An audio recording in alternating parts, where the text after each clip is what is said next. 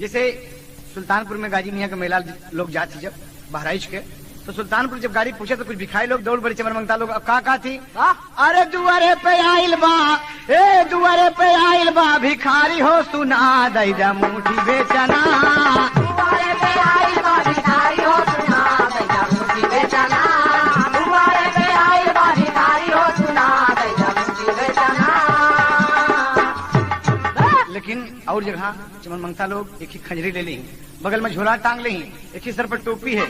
पीछे 4-5 झिकुर बाबूजी हाँ हाँ हाँ हाँ हाँ हाँ हाँ लगे हैं। अई अपन दुआरे पे पहुंच के कहा थी, बुढ़िया बुढ़वा जीव का काल जाऊ देवा,